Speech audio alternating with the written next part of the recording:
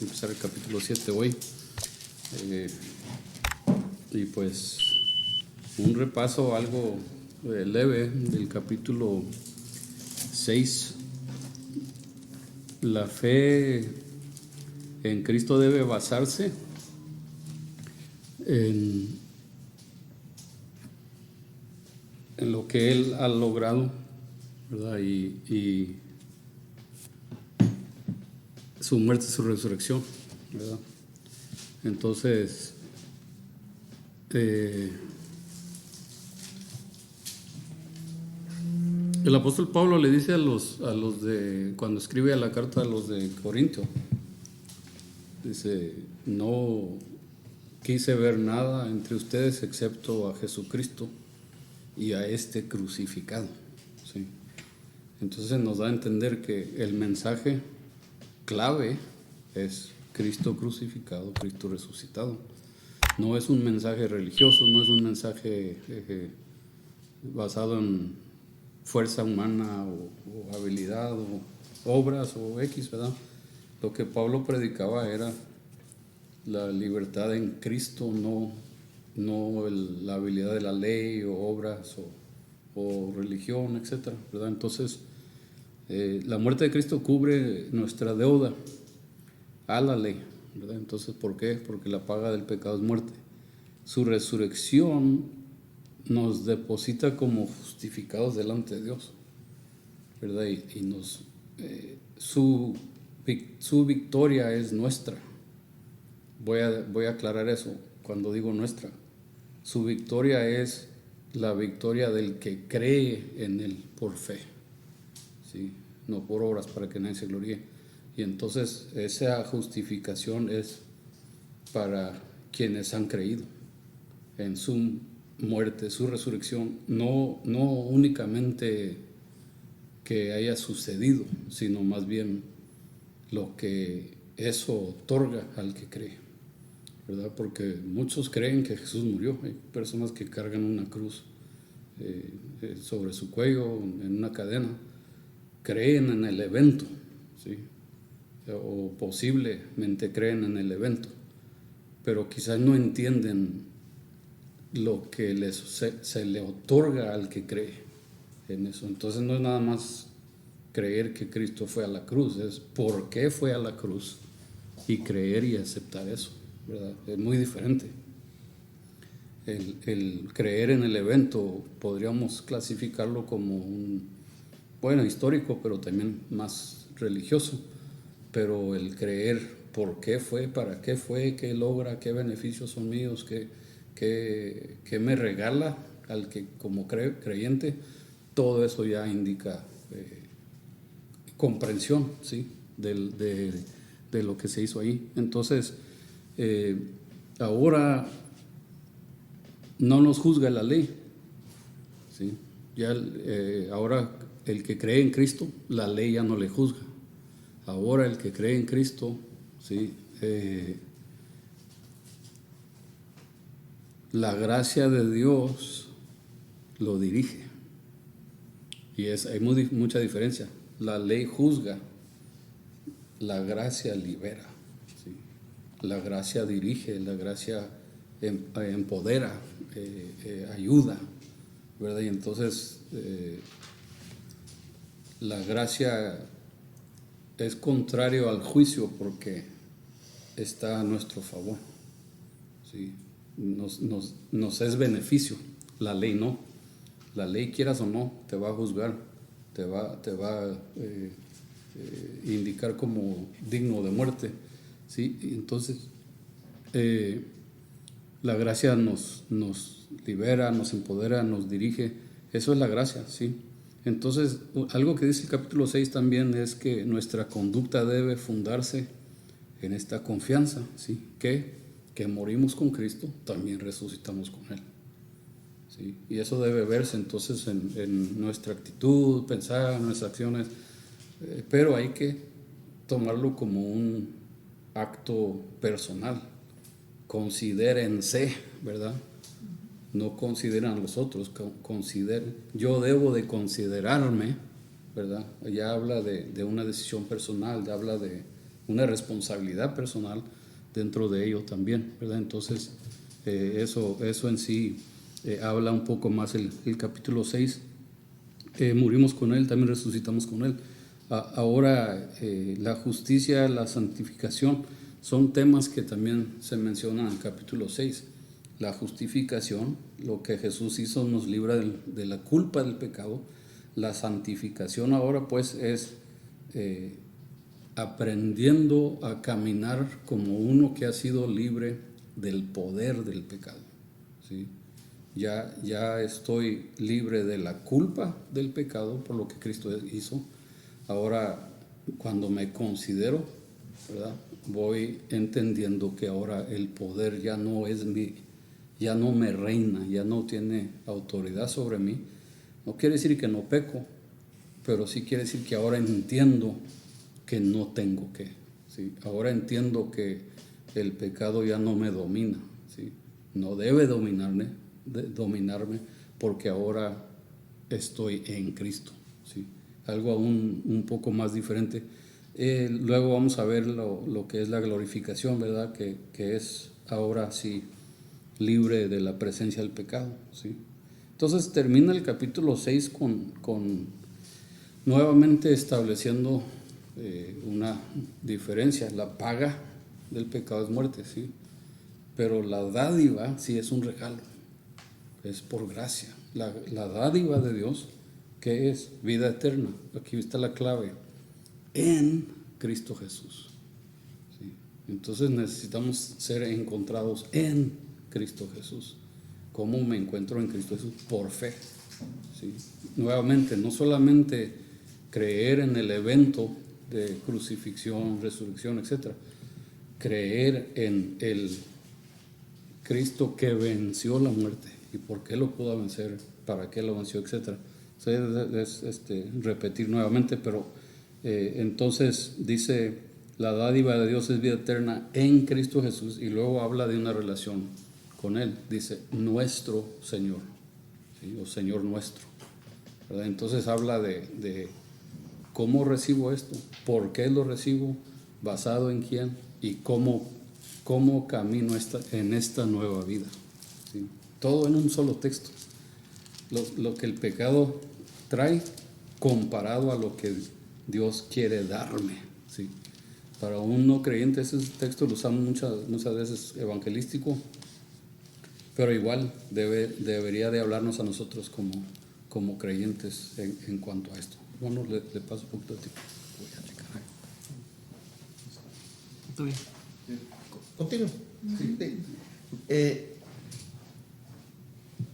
Es interesante y uno toma como que uno no le da como la debida importancia a la conversión. Pero en la conversión están juntos, están inmersos muchos aspectos. Y se abren elementos espirituales como ambientes, pues. ¿Cuál es uno de ellos? Es el cambio de condición. Como el hermano estaba explicando, el hermano estaba diciendo: alguien está enfermo. Pues sí, pero detrás de la enfermedad y de los hospitales hay leyes que no pueden actuar, o sí o no, a favor, en contra. O sea, que es un ambiente, no es así al azar, o que voy a llegar al hospital y que háganme esto, y no, está estructurado bajo las leyes. Igual es en la conversión. Lo que pasa es que no le damos la debida importancia. ¿Por qué? Porque son elementos espirituales. Por eso es que Jesús dijo, ¿y qué dijo Jesús al respecto? Dijo: porque te es necesario que nazcan de nuevo, o sea, romper a un ambiente espiritual. Yo le comento al hermano que es como el caso de alguien que está enfermo, ¿va? O sea, no es así, sino que hay leyes detrás de de cada evento.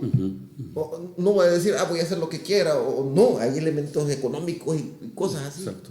Igual no le damos la importancia a la parte de la conversión. Y lo hemos hecho a un casi ritual. No, levante la mano y yo te he convertido. No, hay un rompimiento y hay un cambio. ¿Y de qué? De condición, es lo que está diciendo, es lo que está diciendo Pablo. Y un cambio de condición fuerte. Que pasa uno de ser esclavo a liberto. Ya. ¿Esclavo de qué? Del pecado, de la condición, de la ley de este mundo, pues. Ya. Y pasamos a ser libres. Y enfoca, va. Y enfoca y dice, en la condición de esclavitud espera muerte. Ya. Pero el que ha nacido de nuevo, el que se convierte, el que se arrepiente, el que se le abre su condición espiritual, el que dice sí, lo pone en una situación de libre de esa condición, y sí va a dar fruto, que es la gracia. Claro, esa condición, este cambio de condición lo hace el Señor. Ya. O sea, nos abre espiritualmente. Y dice, y ya nos pone en otra condición. Entonces tenemos que cuidar, tenemos que andar así. Y en eso viene el capítulo 7. Ya. Y ese, bueno, regresando a eso, ¿verdad? Ese punto que está haciendo, hermano. Capítulo 5. Justificados pues por la fe, tenemos paz para con Dios, ¿verdad? Y esa paz, entonces, hay que entender, sí, somos siervos, o del pecado o de Dios. Claro, hay que quede claro eso, o sea, que no, cuando hablamos de libertad, no estamos hablando de, como ya no va a haber paga del pecado, ve y haz lo que tú quieras, no. Somos siervos, ¿sí? Pero, como mencionó, hermano, en Cristo hay fruto, y buen fruto. En el pecado también hay su fruto, vamos a verlo, pero ese fruto es nada más que siempre lleva a la muerte. Todo el esfuerzo en el pecado de nada sirve. Va a la muerte, ¿verdad? Al fin de cuentas es muerte. Pero en el Señor tenemos la dicha de que nos incluya como sus siervos, pero nos incluya para gozar el fruto de nuestro esfuerzo con Él. ¿Sí? No estamos nada más presentándole a Él como Caín, algo que no le agrada. Tenemos la dicha de presentarle algo a Dios como lo que le presentó a Abel y le agradó a Dios. ¿Sí? Esa es una diferencia también que hay que ver, que pues me fui de esclavo a esclavo, pues ¿qué gané?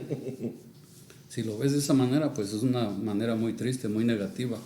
Pero si la vemos de esta manera, me fui de esclavitud donde no hay ni una esperanza, a esclavitud donde el jefe quiere que yo goce todo lo que él tiene para mí.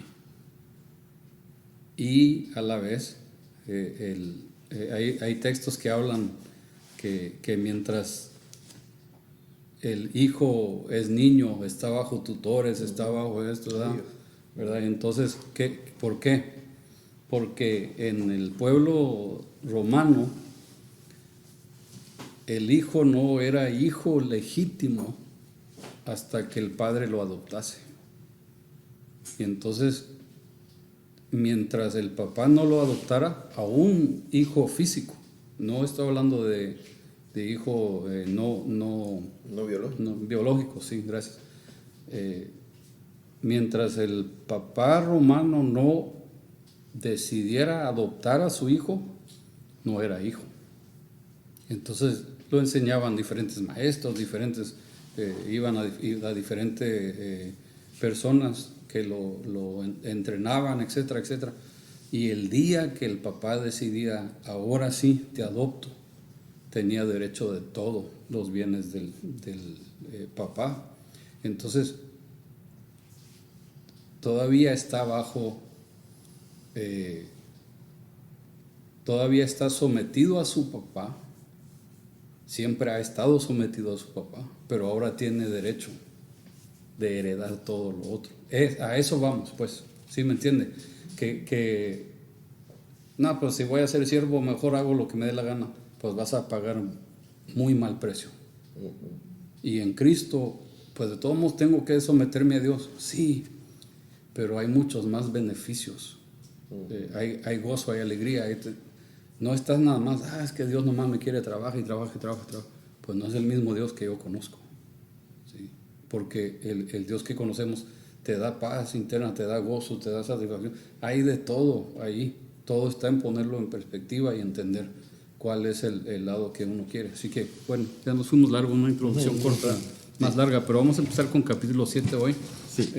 Y a ver cuántos textos logramos cubrir esta tarde. Entonces, el contexto del capítulo 7 obviamente es el final del 6, que habla de la diferencia entre la paga del pecado y la dádiva de Dios. Ahora, aunque se enfoca en lo que el pecado trae, vamos a ver ahora capítulo 7 qué de la ley, ¿verdad? ¿Qué de la ley? Entonces, versículo 1, hermanos, les hablo como a quienes conocen la ley. ¿Acaso no saben que uno está sujeto a la ley solamente en vida? Entonces, esta pregunta o esta frase es como decirles, no, lo escribí así, no nieguen lo que es claro, no se hagan como que no entienden. ¿Sí? La ley, ¿sí?, sujeta a todo ser humano. ¿Sí? Aquí en la vida, la ley es la que gobierna. ¿Sí? En cuanto naces, estás bajo la ley, pero a cierto punto. Entonces, en Cristo, el que te va a dominar es la ley. Eso es lo que está refiriendo, ¿verdad? Entonces, lo que está diciendo es, no traten de añadirle, la verdad es esta, punto y se acabó, ¿verdad? No hay, pero ¿qué de esta opción o qué de este otro ejemplo? No. Pablo está aclarando, ustedes conocen la ley y ustedes saben que así es, ¿verdad? Es básicamente lo que está llegando.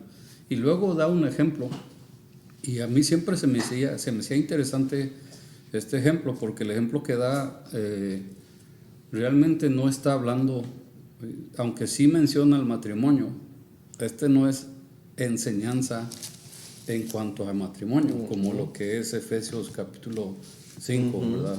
Este texto no es ejemplo del matrimonio, pero no es, quieres un buen matrimonio, estudia Romanos 7, ¿verdad? 2 y 3, no, porque este texto, aunque es ejemplo, no es el consejo matrimonial. Más bien está usando un ejemplo del matrimonio para llevarnos a entender la ley y la persona y Cristo. ¿Sí? Entonces, ese es el contexto. ¿Sí? Voy a leer el 2 y 3, hermano, y usted lee si quiere 1, 2 y 3 en Romanos. Romanos 7, 2 y 3 dice, por ejemplo, la casada está ligada por ley a su esposo solo mientras éste vive, pero si su esposo muere, ella queda libre de la ley que la unía a su esposo. Por eso, si se casa con otro hombre mientras su esposo vive, se le considera adúltera. Pero si muere su esposo, ella queda libre de esa ley y no es adúltera aunque se case con otro hombre. Dice el 7.1 en esta versión, dice, ¿acaso ignoráis, hermanos? Pues hablo de los que conocen la ley, dice, que la ley se enseñoreará del hombre entre tanto que éste vive, en pregunta. Y de ahí responde, porque la mujer casada está sujeta por la ley al marido mientras el marido vive. Pero si el marido muere, ella queda libre de la ley del marido. Así que, o sea, concluyente, ¿va? Si en vida del marido se uniere a otro varón, será llamada adúltera. Pero si su marido muriere, dice, es libre de esa ley de tal manera que si se uniera a otro marido, no será adúltera. Entonces, en sí, podemos decir que esa es ley, o eso es, pero eso es algo universal. ¿Sí? Eso es una idea, digamos, universal en cierto punto. Entonces, la disolución del matrimonio, lo que está aclarando es solamente por muerte.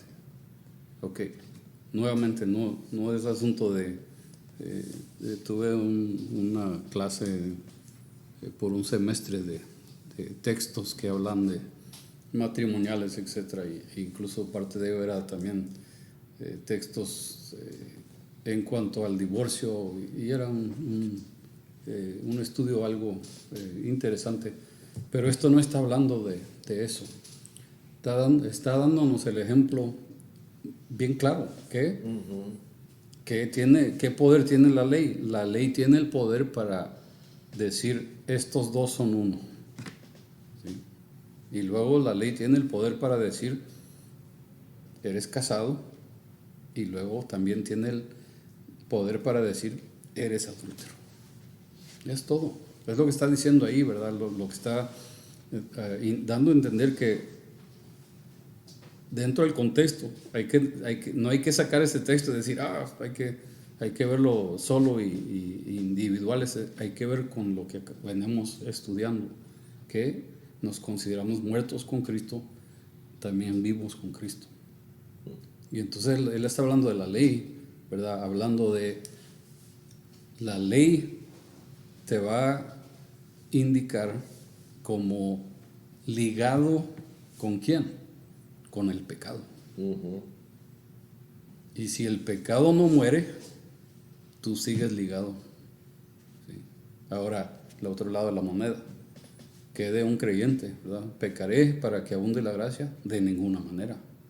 ¿Sí? Y entonces el cristiano que todavía no entiende que ya no está ligado con el pecado, pues se da permiso de seguir, ¿verdad? Y entonces está fallando lo que nos viene a dar a entender este texto.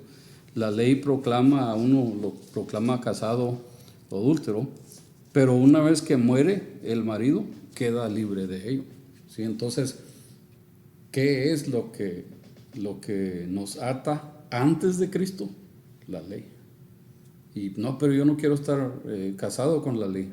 Aunque no quieras, ya estás. ¿Sí? ¿Por qué? Porque la ley y el pecado son un conjunto, ¿verdad? Y entonces, desde que Adán pecó, somos pecadores. Entonces la ley nos dice, la paga del pecado es muerte. Y esa ley nos gobierna hasta que o muramos, o en el caso de la fe, o que venga alguien y muera por nosotros y nos libre de eso. Y es hacia donde va, ¿sí? Es hacia donde va con este texto. Entonces dice el 3, por eso si se casa con otro hombre mientras su esposo vive, se le considera adúltera. Pero si muere su esposo, ella queda libre de esa ley. ¿Cuál ley? La ley que los ataba. Dice, y no es adúltera aunque se case con otro hombre. Entonces, en otras palabras, ¿verdad? Muere, ya queda libre. ¿Libre a qué? A casarse nuevamente. ¿Sí? Y entonces, acuérdense que estamos hablando de lo que Cristo ha hecho. Y aquí está hablando a quienes quieren todavía defender la ley. A quienes quieren todavía decir, la ley es la clave para llegar a Dios. Y lo que él está diciendo es no. La ley no es clave para llegar a Dios. La ley es necesaria para que veas lo lejano que estás de Dios. ¿Sí? Esa es la diferencia que vamos a estar viendo en estos textos. ¿Algo más, hermano? No, tal vez me permite, hermano, es algo medio risible, pero fue real. Fíjese que ahí está Pablo hablando de la parte de ahí, en esa época, pero no muy lejos de Jerusalén estaba Egipto. Y en las pirámides de Egipto nos encontraron en las de Cheops o Kefren, y encontraron unos sarcófagos donde cuando se moría el faraón, se arrastraban, mataban a la mujer y a los sirvientes. O sea, se daba eso, pues. Se daba eso.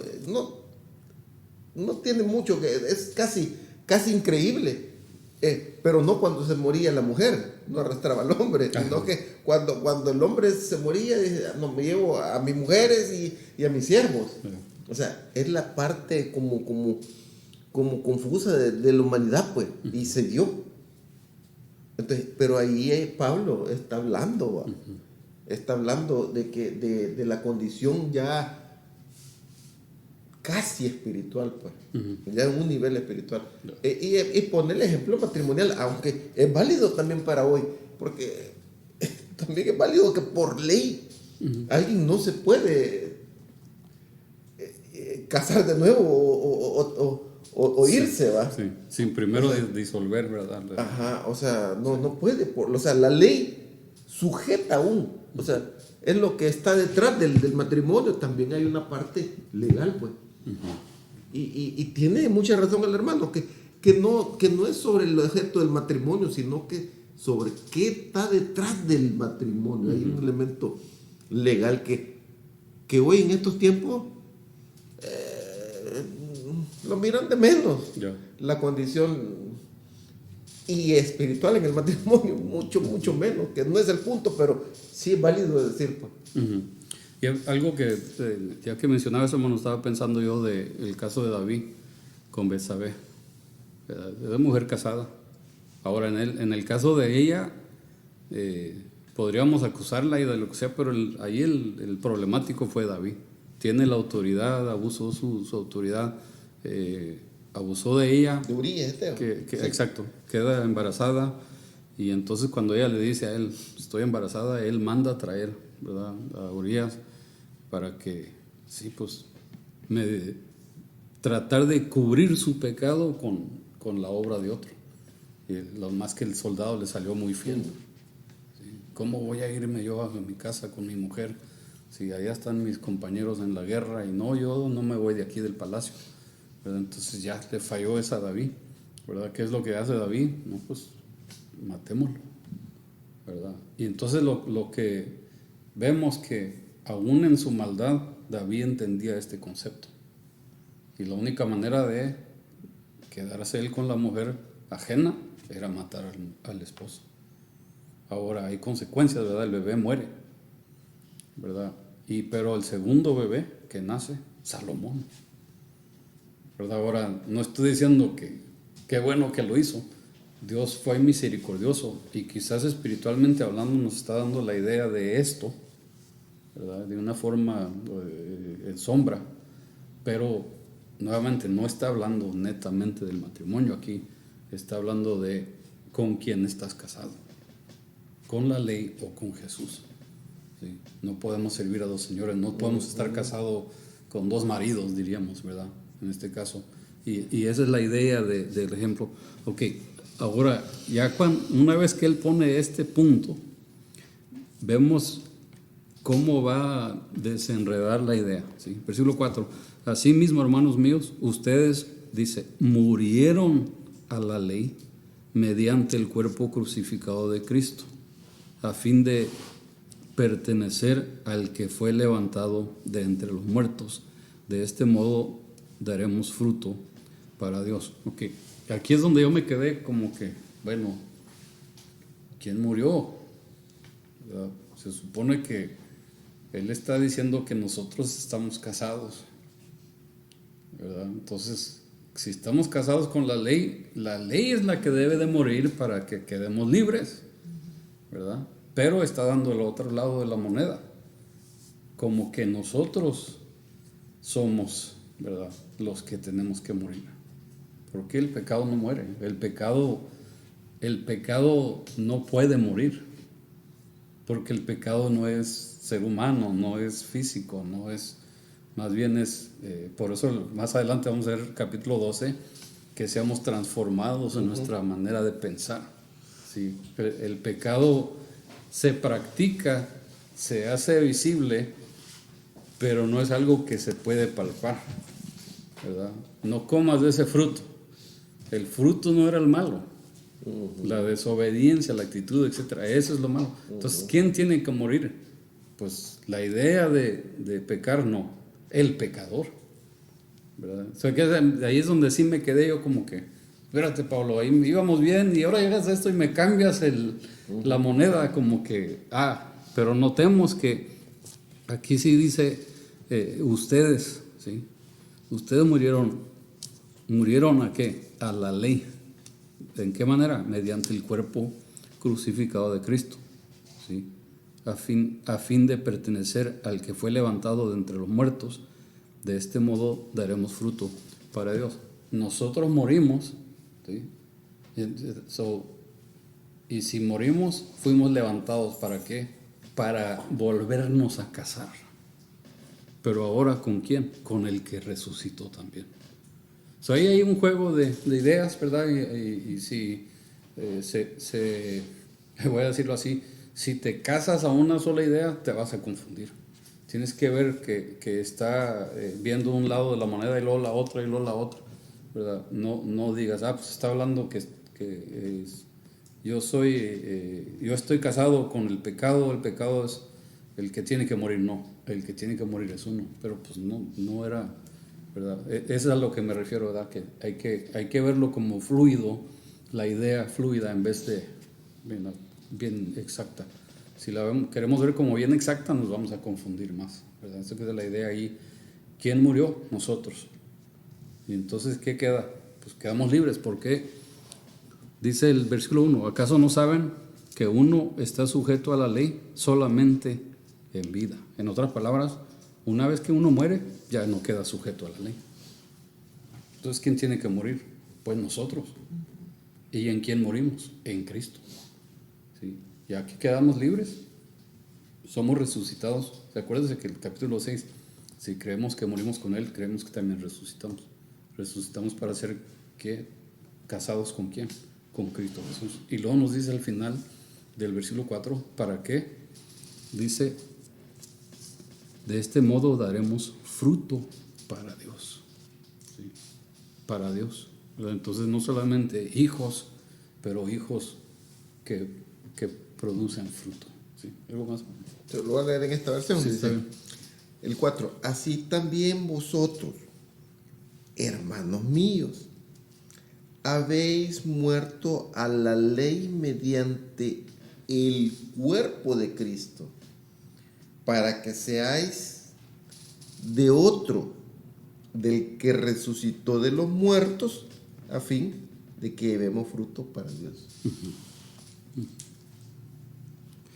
Y entonces veamos que hasta aquí el versículo del 1 al 4 está hablando de entiendan quiénes son, ¿sí? Entiendan por qué.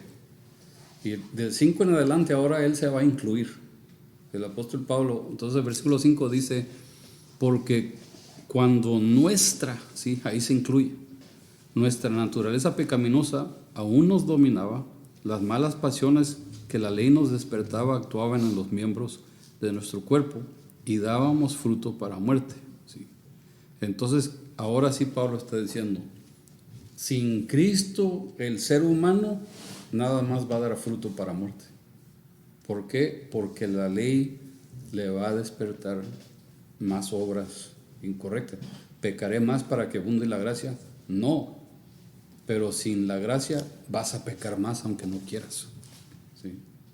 No es que se vaya uno de aumentando el pecado, ¿sí?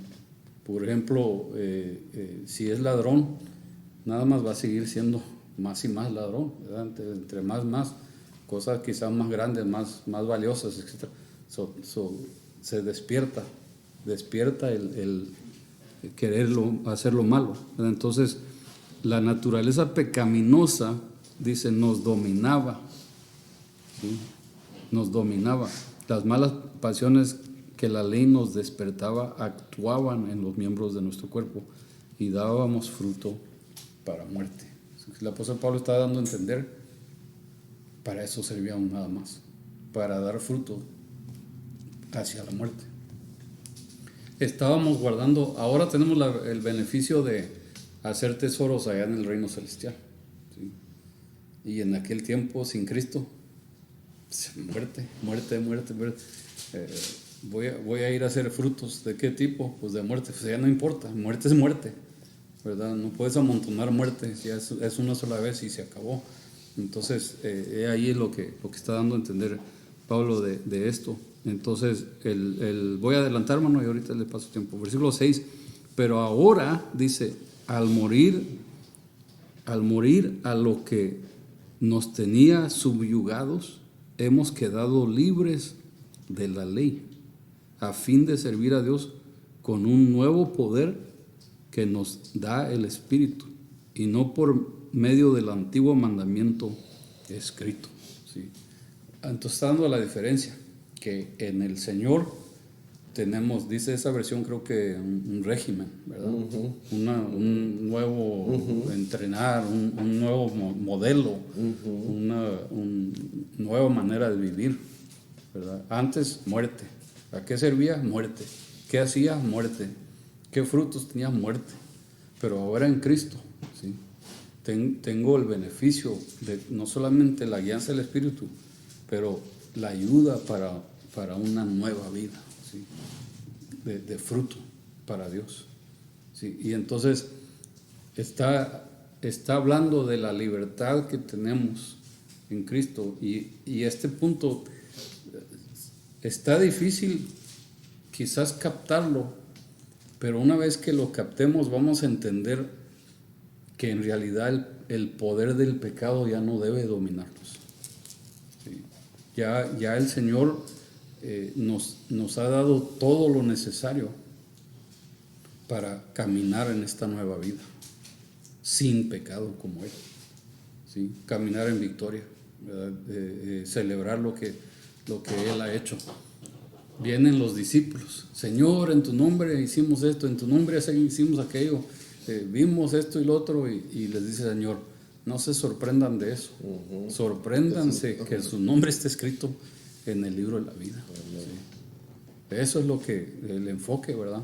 Que no menosprecia las obras que el Señor hizo, pero hay que entender que gracias a Dios que nos permite ver milagros, prodigios, etcétera, pero ¿quién los hace? Dios.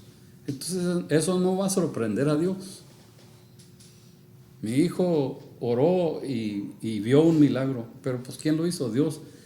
Mira, Dios, el milagro que hiciste, Dios va a decir, pues yo los hago, o sea que yo soy el Dios que tiene todo poder. Eso no es nuevo para Él, ¿sí? Todo el mundo se sorprendía, ¿quién es este que hasta los vientos lo sorprenden? Lo reprende y le hacen caso. Y Jesús es, pues yo soy Dios, o sea, eso tiene que suceder. Pero sí dice el Señor, sorpréndanse que personalmente su nombre, uh-huh. Que yo los conozco a ustedes, que yo los quiero conmigo. He ahí, ¿verdad?, la diferencia de lo que quería la ley. La ley quiere que moramos, Dios quiere que vivamos, que estemos con Él eternamente. Es la idea de estos textos, ¿verdad? ¿Algo más o menos? Sí, no, y está claro lo que ha dicho el hermano, y yo quisiera agregar que eso nos debe dar ánimo, uh-huh. Que ya no estamos sujetos, ya el espíritu, estamos sujetos al espíritu, ya no el pecado. Dice, mientras estaban en la carne, está hablando de elementos, no del cuerpo, pues, porque mientras estemos en el cuerpo es otra cosa. Mientras estábamos en el nivel de esclavitud a través de la carne, eso nos debe de alegrar. Hoy pertenecemos a una nueva etnia, una multietnia, de que de que ya no somos sujetos al pecado. Pues.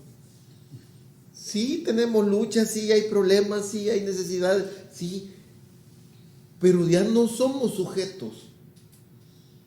Y como hemos creído, así como el que Cristo resucitó, así también nosotros vamos a resucitar. Y quizás abonar otro poquito más, sí, hermano, sí, de que es una ventaja el cristianismo, el estar en Cristo, es una ventaja. Aún hasta para las recompensas, dijo el Señor, si no solamente parafraseando, en el reino van a recibir, no, también aquí recibimos nosotros recompensas y gratitudes, y ya no estamos sujetos, y nos debe de alegrar porque ya no se enseñorea el pecado en nosotros, ya no tiene autoridad. Qué bonito, ¿va? Ya no tiene autoridad. Ya no hay más autoridad. Ya no hay más autoridad. Cristo es nuestra autoridad. Y eso debemos de tenerlo. Por eso es que al principio dice, fíjate que cómo comienza. Comienza dando una verdad. En matemáticas se le llama un axioma. Un axioma es una verdad, que esto es celeste. Es celeste, pues. Y esa es una verdad. No, estamos sujetos a la ley. O sea, a todo un ambiente, pues. Eso, ¿y quién me dice que no? Pues estamos hasta las leyes físicas. Yeah. Pero si decidimos seguir a Cristo, y si Cristo tiene misericordia de nosotros y estamos en Cristo, nos debe de alegrar que no estamos sujetos ya. Ya no estamos sujetos al pecado, pues ya no tiene gobernancia el pecado en los cristianos. Y eso es bueno. Y eso lo va a leer en esta versión, el versículo 6 dice: pero ahora estamos libres de la ley por haber muerto para aquella en que estábamos sujetos, de modo que sirvamos bajo el régimen sirvamos bajo el régimen nuevo del Espíritu y no bajo el régimen viejo de la letra. Ya no necesitan que nos digan, nosotros sabemos, porque es en nuestros corazones. Antes bueno, vamos a concluir, ya se nos fue el tiempo. El 7 dice que concluiremos que la ley es pecado. De ninguna manera. Entonces, antes de próxima reunión, pues continuamos con el versículo 7. Solamente quiero aclarar que la ley no es nuestro enemigo. ¿Sí? La ley no es nuestro enemigo. El pecado es nuestro enemigo. ¿Sí? Y entonces, ¿qué es lo que dice la ley? La paga del pecado es muerte. Entonces, ¿qué hizo la ley? ¿La ley me mató? No. El pecado es el que me mató. ¿Verdad? Si no hubiese pecado, la ley es mi mejor amigo. Porque la ley me hubiera declarado justo. Sí, lo ponen, sí. Esa es la realidad. La ley hubiera dicho es justo, ¿verdad? Pero, ¿qué me dice la ley? Eres pecador. ¿Por qué? Pues has hecho esto. Entonces, la ley no me quiere. No, la ley sí te quiere. La ley sí es tu amigo. Sí es tu aliado. El pecado es el que es tu enemigo, ¿verdad? Entonces, cuando dice que morimos a la ley, no está excluyendo la ley como enemigo. Está diciendo, se cumplió lo que la ley exigía. ¿Qué exigía la ley? Que la paga del pecado es muerte. Entonces, en Cristo no vino a abrogarla, Él no vino a cancelarla. ¿Qué dice? Yo he venido para cumplirla, ¿sí? Y entonces cuando Cristo cumple la ley, ¿qué hace? Muere por nosotros, en nuestro lugar, para que nosotros ahora no tengamos que morir.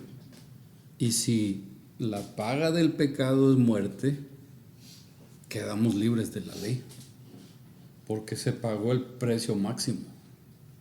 ¿Cuál pecado es digno de muerte? Todos. Entonces, voy a pagar. Primero, en Cristo se va a pagar la muerte. ¿Por cuál pecado? Pues por todos. Entonces lo vemos al revés, ¿verdad? De forma al revés. ¿Por qué? Pues Cristo pagó por nosotros y yo todavía ni pecaba, yo todavía ni nacía, ¿verdad? Podríamos verlo así. Pero ¿qué hizo el Señor? Pagó,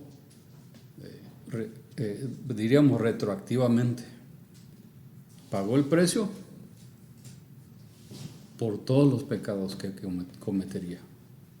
Ahora, entonces voy a pecar. No. Si entiendo lo que Cristo hizo, voy a querer gozarme en esa vida que Él quiere darme.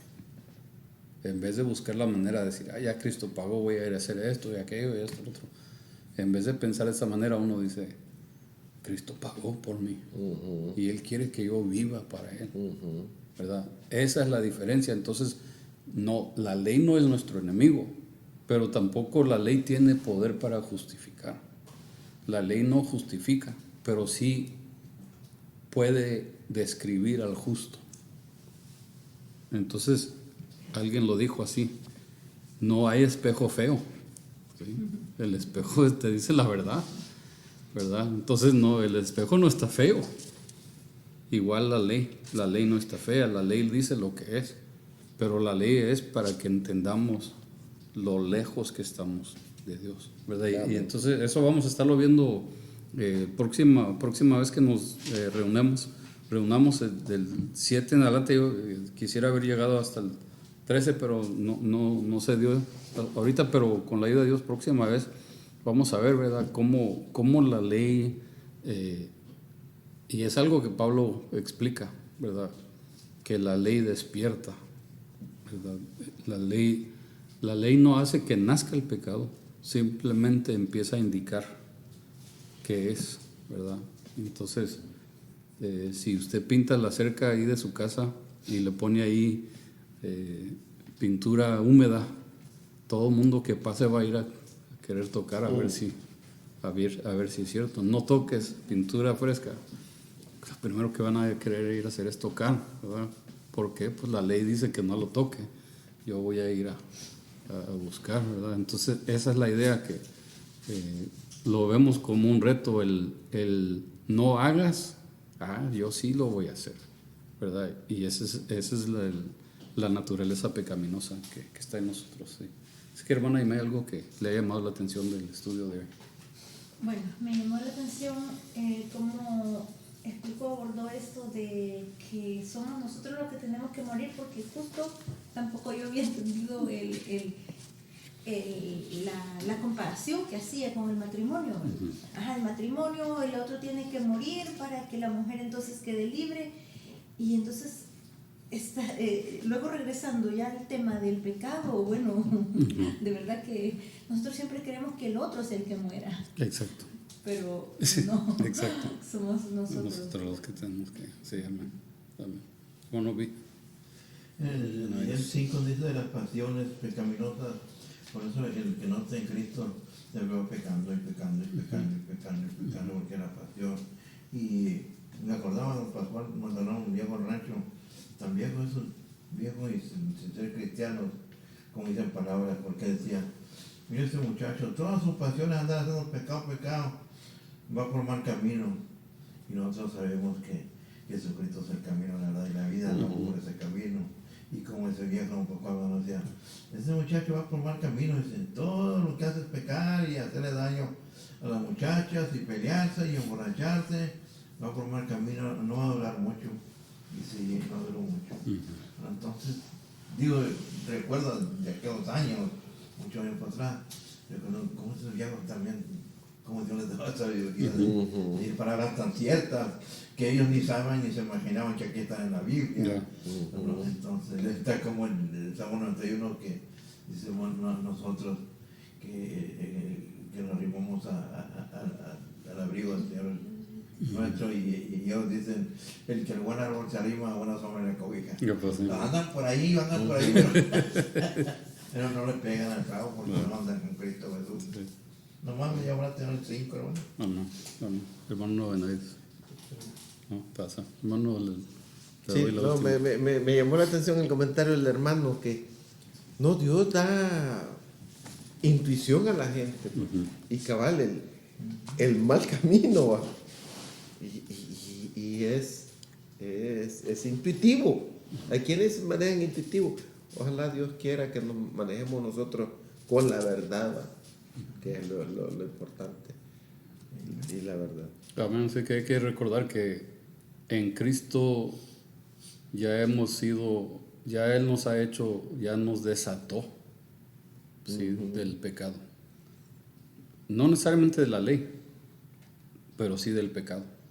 Ahora, capítulo 6, ya no estamos bajo la ley, ahora estamos bajo la gracia.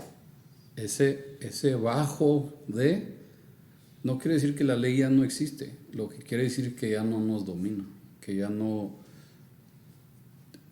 le hacemos caso a la ley, le hacemos caso al que es más que la ley, ¿verdad? Entonces, el policía no tiene el derecho de decirme qué hacer. El policía solamente me va a decir lo que he hecho mal. Entonces voy a ir al juez y el juez me va a decir, esto quiero que hagas, ¿verdad? Entonces es la idea de que la ley es el policía y Jesús es el juez, ¿verdad? Hay que verlo de esa manera. Ya no debo ser gobernado por el policía, debo dejar que el juez me libere. Y si él me declara libre, soy verdaderamente libre. ¿Sí? So quiere terminar Bonito, con eso. Que hermano, despídanos en oración, por favor. Sí, Señor, gracias por tu misericordia, gracias a esta hora, Señor, porque nos das tus verdades, haz que nuestros corazones, Señor, verdaderamente abracen con humildad, Señor, tu verdad, Señor. Sí. Queremos pedir también por las necesidades que hay aquí en esta iglesia, sí. Por el tío del hermano Rafael, Señor, que tu misericordia esté esta hora con él, Señor, que el poder de tu Espíritu esté con él, Señor, que se haga tu voluntad, Padre Santo, que si podamos ver un milagro, lo veamos, sí, Señor, y que sea testimonio viviente, Señor. Sí. Hágase tu voluntad, oh Padre de los cielos. También aquí hay tanta necesidad en la iglesia. Hay tanto padecimiento, Señor. Abre los ojos, Señor. Da fuerzas en los miembros, Señor. Dales vitalidad. Aquel que tal vez en este momento esté pidiendo, Señor, en el anonimato de tu misericordia. Sabemos, Señor, que tú nos escuchas porque nos has hecho libertos, Señor, y nos has hecho hijos, para que veamos con nuestros ojos tu gracia y tu misericordia, oh Padre de los cielos. Gracias, Señor. Haz que podamos mantener esta palabra como valor, como oro puro en nuestros corazones, Señor, de gran valor, que nos alumbre día y noche, Padre. Gracias en el nombre de Cristo Jesús, nuestro juez, nuestro libertador. Amén y amén. Amén, amén. Gracias, Señor.